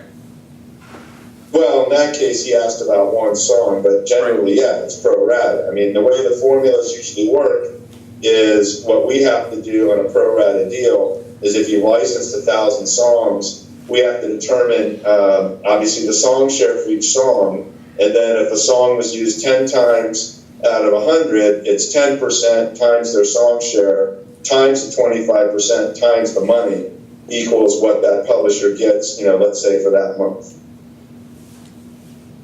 And so the idea about this is to have it be a pre-cleared pool for certain functionality, and that functionality is going to have to get vetted, right? I mean, so when they first get started, the typical process with a label or a publisher is they're going to want to know something about how the app is going to work or how what the use is going to be, right? But I tell all the apps is that if you want to get licensed, you need to be prepared to like come forward with as much information as you can so that we can present you to them and cut down on all the meanings and the questions that typically bog things down. And that's going to be like, when did you first launch? Where did you first launch?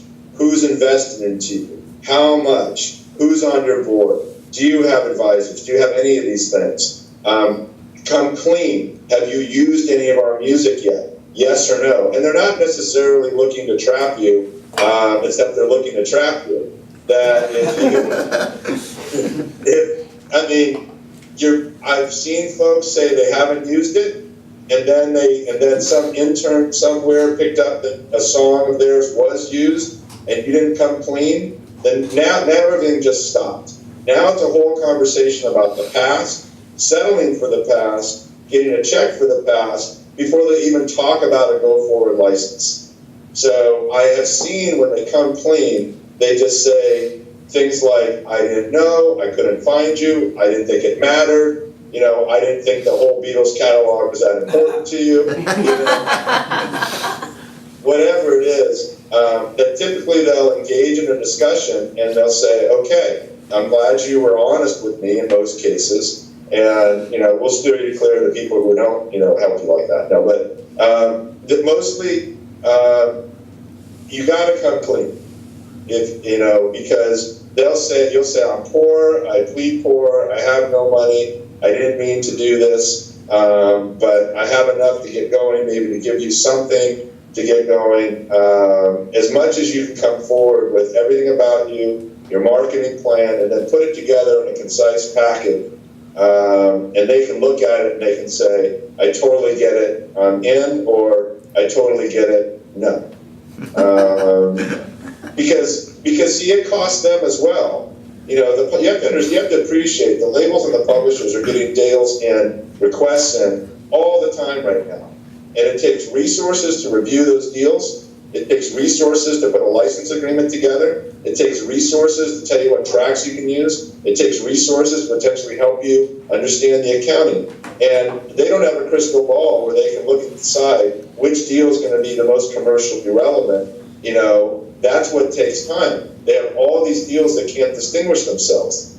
And so what do? And I think what you do is if we can get apps pretty clear music in a pool that they can legally launch, they'll have the metrics. And then when they deliver it to a label or publishers, they'll say, I just launched, and a week later, I've got this incredible user base. And I think that's what's going to take. There needs to be a mechanism that the labels and publishers can work with to give you some music, to give it a try before you spend a bunch of money on licensing and before they spend a bunch of time on you before they even know if you're relevant.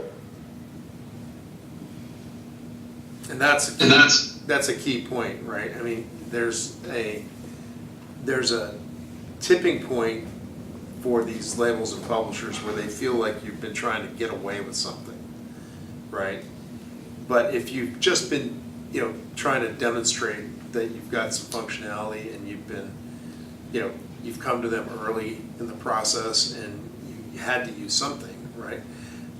If you're kind of at that stage, then if you can take advantage of this pre-cleared pool, that gets you in business with these guys, right? And with these labels and publishers. And then as you evolve with them, but you're evolving within the system at that point, right? And particularly if you've got something that is not a compulsory license type functionality, where it's something original that you're doing, and if they get it, they're going to want to help you. I mean, they make it. They're going to want a piece of your company probably too. Because they all ask for that, but they become like an investor at that point themselves, and sometimes they actually do it. I don't think there's anything here that falls in a compulsory. Yeah, everything with the app. I mean, the minute you start to step out of bounds of the compulsory, you have to go right for that direct license route, and that takes time. Right. Frankly, it's hard to have conversations sometimes with apps who say that I know about this company. They didn't get any licenses. They got huge. They made really big, and they got millions of dollars invested in them, and now they're doing awesome. But what they don't tell you is maybe they're only holding 5% of their company at this point. So you have to take that into account. And not everybody gets so lucky. They might just get sued straight away. It just depends. The bigger you are, the more likely it is you're going to get sued. That's the other thing. And well, we know. We had a company come to us just yesterday. A guy who I talked to a year ago who kind of blew off accounting, and he made an announcement about this investment he got. And then what happened was, and Drew, you had one of these recently too. This guy everybody heard he got an investment, and the labels and publishers are like, go look at that file. None of us have a license with this guy. So his phone starts ringing because now we made the announcement he's got the money like an idiot, and they're all knocking on his door saying, "Great news!" Right? It's gonna be a good day. And by the way, on the equity front, what the labels and publishers often say about the equity piece, why they believe that they should get it, is that you can't truly measure the value of what they're giving to you in their content by 25% of receipts, let's say, and you as a company have grown in value by having this music that you can use, and you grow your user base, and now you get a $5 million investment, and later get sold hopefully for over $100 million, and they're looking back and they're saying nobody would have gotten into that position to build that value had it not been for the music. And since I can't measure the value in 25% of receipts, I need to have a piece of equity in your company. And that's often what you hear. This is the old, we're not going to let another MTV build their business on our backs argument, which of course is true except for the last 10 times that they let another MTV build a business on their backs. Like, I think YouTube would be that category. Yes, sir. So we've got about 20 minutes left. Okay. I'd like to wrap it up and let everyone do some networking. Sure. Sure. Sure. Sure. Sure. Sure. You want to see if Is there's there anything anything else else? left Yes, that ma'am. Go ahead. I just had a question, if you had any thoughts on virtual reality and music licensing? Virtual reality, did you hear that, Keith? Are you, Yes, you doing anything with VR? soon to be replaced by augmented reality. Well, virtual reality, because there's no real emulation, with virtual reality, right? It's not like 5.1 where you can take a 2-channel stereo mix and emulate a 5.1 mix without having to re-record it, right? So virtual reality is usually more like typical sync licensing deals, like we do work for Austin City Limits, right? So it's very much like what you would do with Austin City Limits, except that it's virtual reality, right? It's a different kind of sync license. So I think people are keeping an eye on it, they're interested in it, but from a licensing perspective and a legal perspective, if all that's happening is you're making that available, right? Yeah. All right, so we are working with 2 VR companies, and there's something that we've learned by working with them that I hadn't thought about before, is they've told me about the effort it takes to actually get something in a position in order to be made available, to be seen. And so I thought when they came to us recently, we'd be talking about tons of tracks, and we're thinking, how are we going to approach it? And they told me that they hoped it would be maybe 50 tracks within the first 8 to 9 months, and then maybe they'll get over 100 in the first year, and maybe add 40 after that. And it hit me that your whole licensing approach just changed, because all the work they have to put into each product in order to make it work, in the headset and what they do, and all the labor involved means the VR companies, many of them, aren't going to exactly pump out a lot of titles, and their licensing is going to be different in terms of going back and negotiating, very similar to like Guitar Hero, right, where you pick selected tracks and negotiate a deal just for that track, as opposed to some, blanket license. That's what we're seeing with the VR folks right now.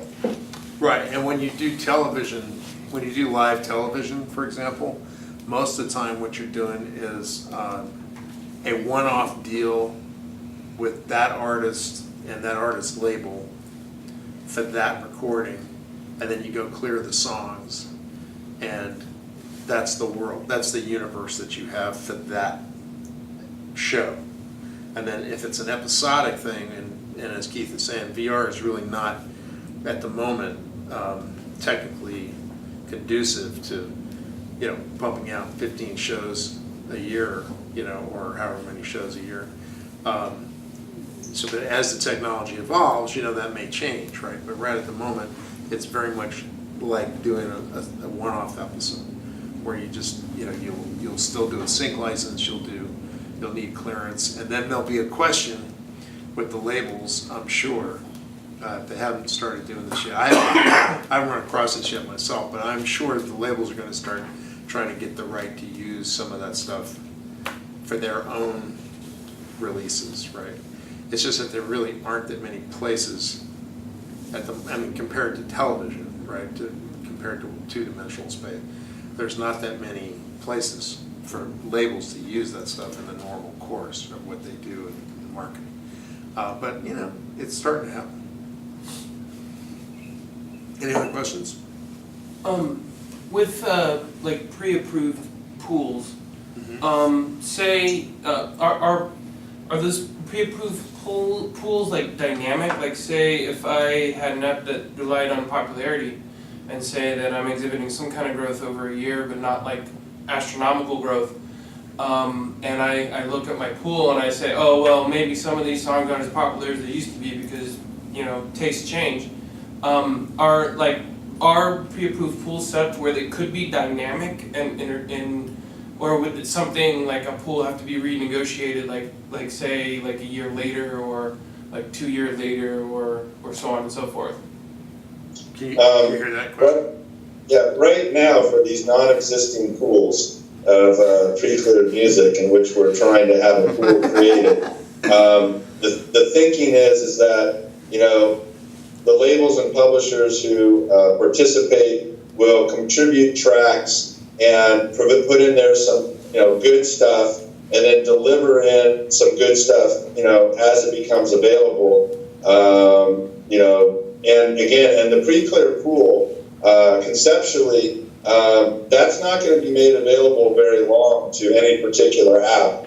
It's designed to be limited in nature of the license because it's designed to give you an opportunity to prove yourself out, whether that's over 6 months, 9 months, maybe a year at the max. So you wouldn't be looking to get that next pool anyway, other than what might have gotten peppered in, because at the end of the opportunity to see whether or not, you know, your commercial relevance is there, if it is there, you know, you're going to graduate and move into the big boy deal, as we say. And if you're not able to move into the big boy deal, it's unlikely that anybody's going to renew a limited license under the pre-cleared, at least from what, you know, we think is going to happen. So it'll be kind of like a step up. The idea is that you upstream through different layers. All right. Well, I guess we'll call it there. Thanks very much, Keith. And bye, guys. Good luck. Thanks. Listen to everything Mr. Castle said. Most of it's true. I've said 3 things that aren't true, but I won't tell you which 2. All right. Take care. Thanks for having us. Thank you guys so much. Really appreciate it. All their contact information up here on the whiteboard, and hope you guys are all sufficiently scared to start your music app. Cool. So we were going to go around the room and everyone introduce themselves, but we got like 10-15 minutes left. So let's not do that, and let's just go ahead and finish up networking or chatting with whoever you want to talk to. Yeah. Can I do a small update of my application that I presented last month? I got 4 slides. 4 slides? Yeah, it'll be short. Would you be interested in doing an update next meetup? Like a more formal update? Okay. I don't know. Let's take a poll. Who wants to get the update and who wants to network? Networking? You voted for networking? Yeah. Update? Okay, we're gonna network. But definitely contact Luis and I, and we'll give you space for that next time. Mm-hmm. Awesome. But if you're an artist, come talk to me. But yeah, if you do want to go chat. Sure. Also, taking music requests. Are we going to get a copy of We have like 10 minutes, so you songs maybe? Do you have to slides like for like? That's yeah, right. So you work with ACL. Where do you base it? Why have they been strong? That's where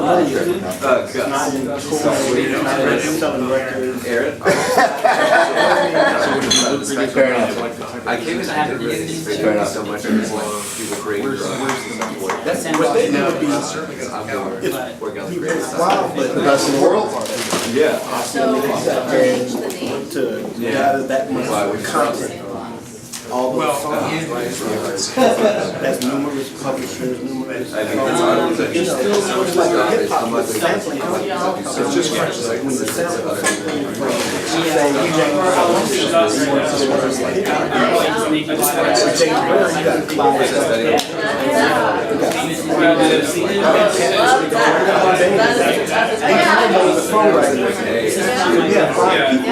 It's like because they're allowing it's kind of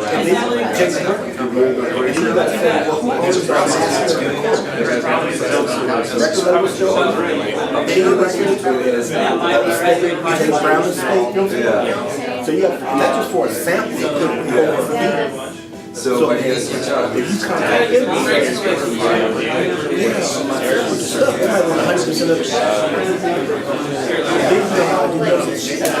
if you want to make it ever drink, Andre did that, put out a single when he did but that song promoted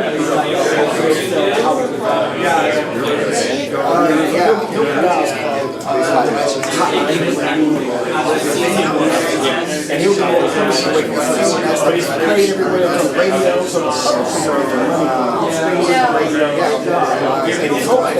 it's like a dice roll. Yeah, yeah. You might think, oh shit, that might be the biggest hit, but then nobody buys the album. Don't fuck with the shit higher or more. So hopefully you put that much money into it, it's going to push you. That's why Super Bowl, Super Bowl, they don't pay that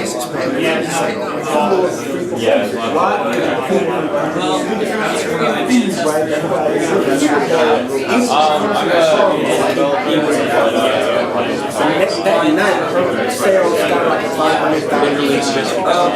Right now. So Super Bowl, everybody watches it. 100 million people around the world. So that's better than radio or you know, they were that. That's how valuable it is. Well, I'm not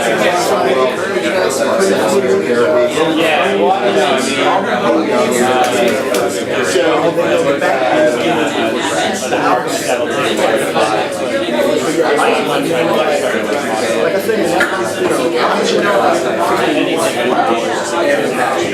once you realize that that's what I'm doing, that's what you want to be, because like I just don't want to say, don't come in and say, you want to do that, I have 30 hours, I'm a best. So I don't think I'm going to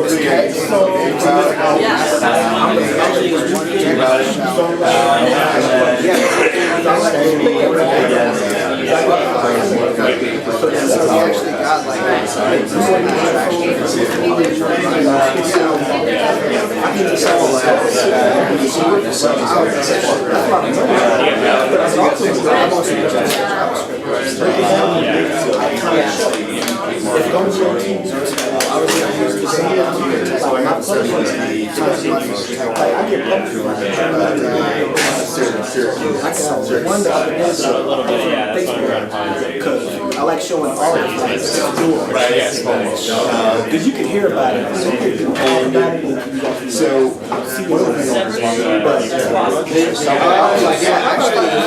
the guy showed, you know, like,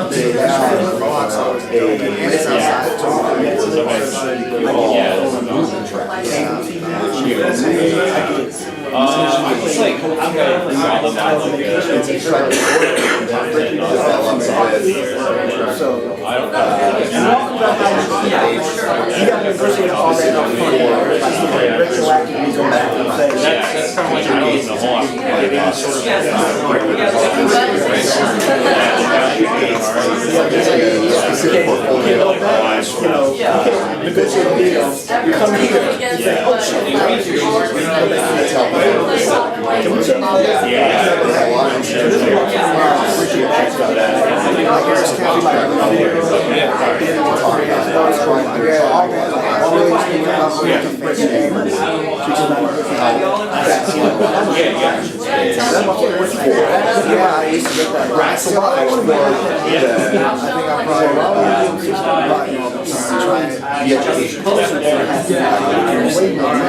But yeah, no,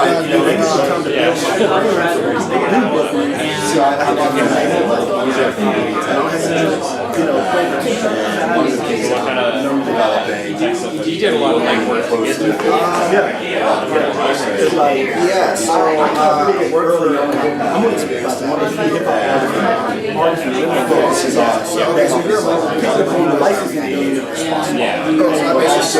now it's hard to get you call it an agency.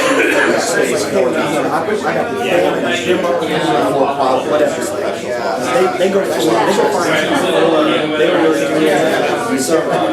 I got to do it first company they realized I was reward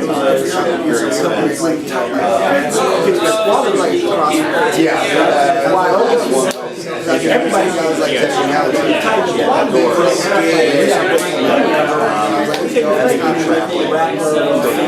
My boss realized that each person Twilight trying to track all rappers trying to board them.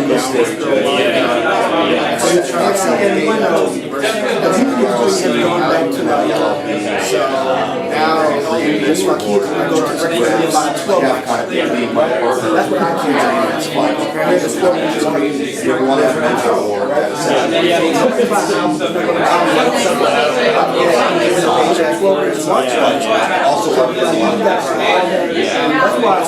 new rapper.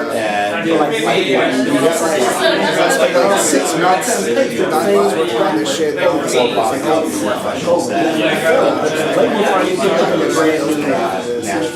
Michael Jackson. They don't want to do French rap. The issue is, you rap like this, you have to wait for the census point. They're going to get it for you. When they'll time out all that.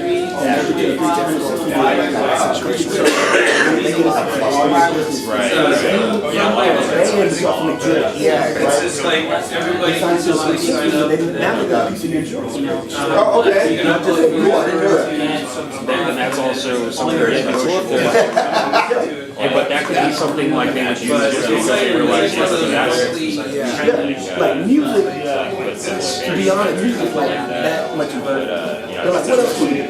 Yeah, well, there are a lot of apps.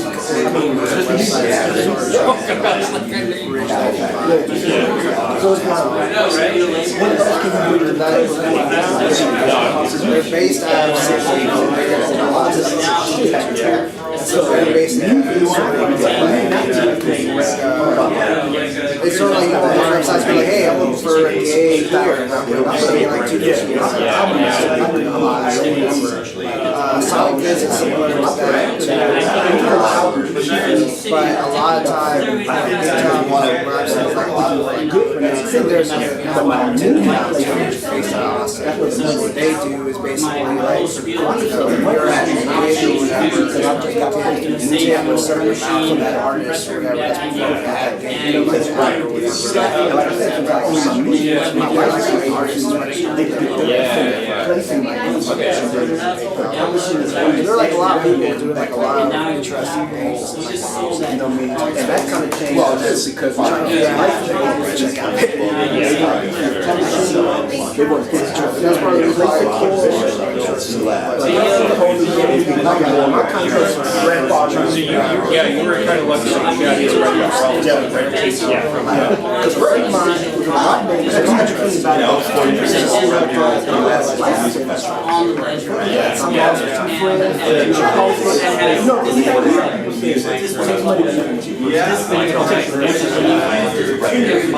So, you know, it's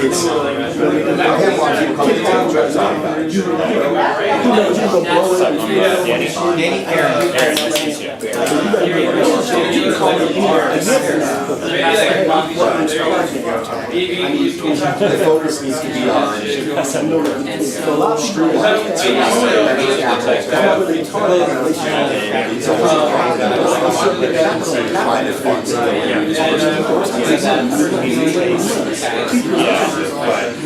also what could like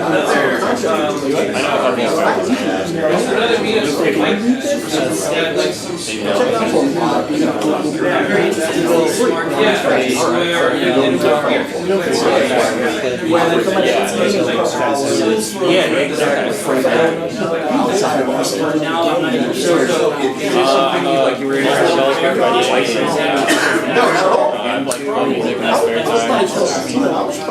not a band currently, but like yeah, a lot of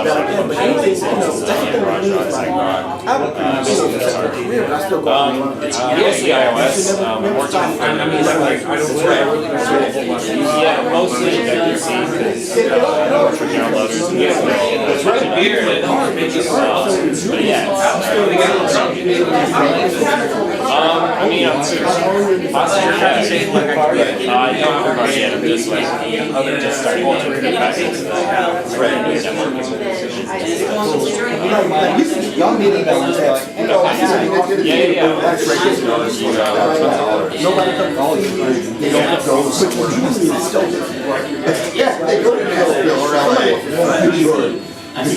That's where industry we're Yeah, yeah. So that's not like, like, you know, some people like certain bands, you could be a model. Yeah, you know, a model. So if they shut down, so really it's with that one guy. So the band might get something really short and out the machine. Yeah. But the lead singer, So I'm trying to this like thing that's no longer usually you have to be very aware of you should call for that's like the artist, not the Yeah, I was gonna say no for it's called ultimately so everything you do,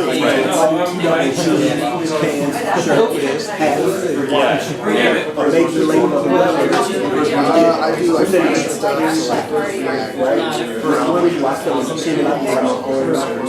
make the final decision. Even with my life goals, I say yay or nay. I put it in a movie. What the movie's about. I used to have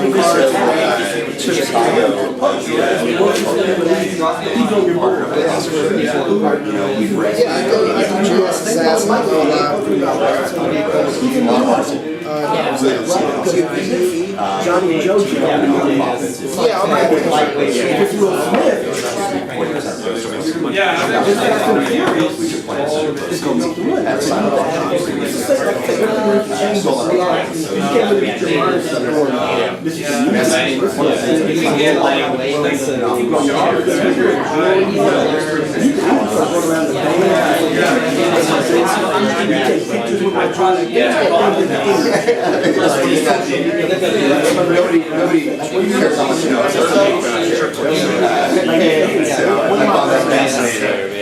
this is so that's pretty much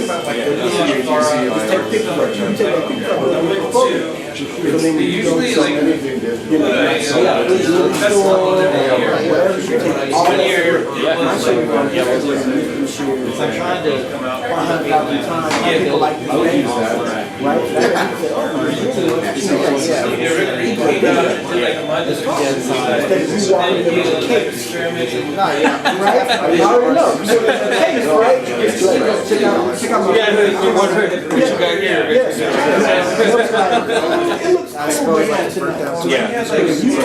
trying to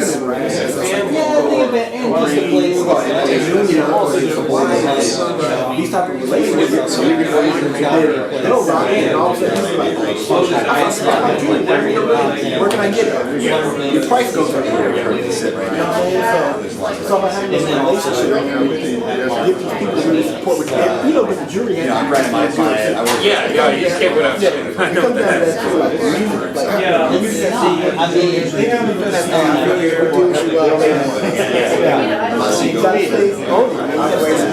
Well, no, I definitely believe in that.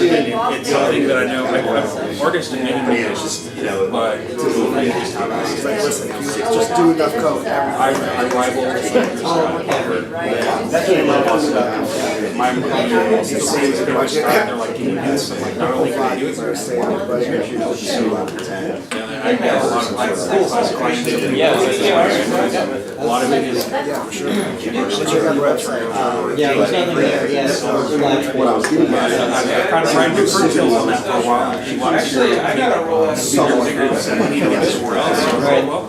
Music's the only other thing I kind of know, a little bit of the business. I was in a band in the 90s, and she's starting a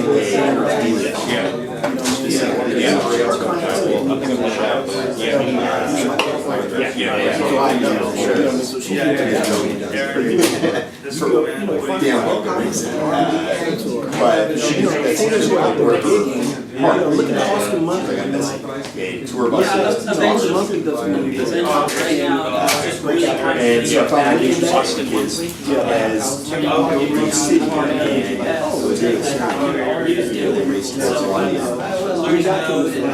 and then I'm like, okay, well now I need to know how to. Oh, I see, so you're not, you're always. I'm gonna let them some shots and some And pictures. then so finally, you know, It's just a matter of creating that. like kind of styling it in a way. They're gonna flesh out to Good. 95% musicians. You put it on the right email or Right, 95% that's stick. Now what? Okay, great. Let's bring in Susan Malone to invest in them. And then we have some like Entertainment Garage, which is what I'm developing, kind of more the industry side, to kind of fuel them to kind of that next level. Where now we actually have for-profit, not-for-profit working together, which is why Google's invested over $700 million in Nashville's music infrastructure over the past decade, right? Yeah, here, let me give you my cards. Yeah, lots to talk about, for sure. Well, so certainly want to catch up. Cool, well, hey, thanks for the presentation. Good to see you again. Yeah, well, we'll catch up. Absolutely. I'll be getting in contact with you. Good to see you. Oh, okay. Thank you very much. Very pleasure.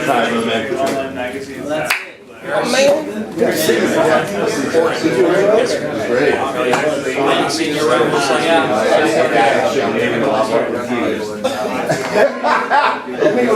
Exactly. So, but, you know, no, well, no. It's not a music app, that's right. Whatever you fucking do, don't do it. What I'm developing right now, I'm not a developer, but what I'm getting developed is a KPI dashboard for musicians. So it takes all of their online digital revenue streams and puts it into one KPI dashboard. So, you know, as a musician, you have to look at 25 different revenue segments. You know, like, it's a fucking headache because a lot of them aren't transparent. So like you just have one place to go, and like share all your streams and nice fucking dashboard, connect it up to QuickBooks, like done to done. But that's licensing, right? Information, financial tax information, and that's where it gets really shitty. YouTube's the only one that offers financial tax to the back end bias. And then I'll have to kind of like configure everything, like, oh, this is where the server looks. So I'm trying to get it into like a hackathon, so I think they're great, but again, you scrape the data, it's still really dirty. And that's Let's do a meeting part 2. yeah, let's do it. So, and I'm trying to get more people involved. Okay, so. It's not gonna be long. It's not gonna be long, you know, like I can't imagine this, me not having anything by the end of next month. I'm on it. That would be good. But I don't think that, you kind of get them. Okay, I'll find you. Or you can just, email the music. Okay, I'll do that. That was I'll do that. Well, yeah, let's definitely get you.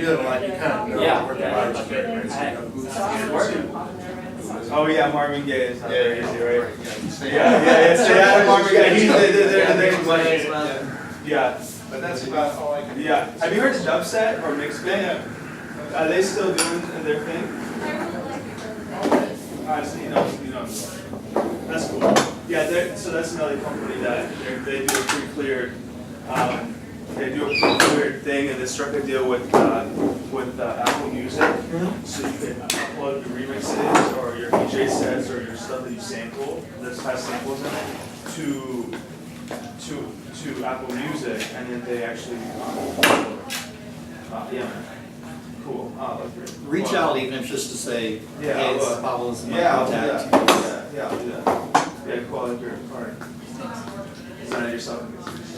I was thinking forever too. Settle up. Not really. I've been doing this a long time. That's good. You know how it is. Designing for yourself is like. True, it's brutal. You don't know how to. The car, no problem. The site, that's all. Yeah. But yeah, man. So then they'll let you basically upload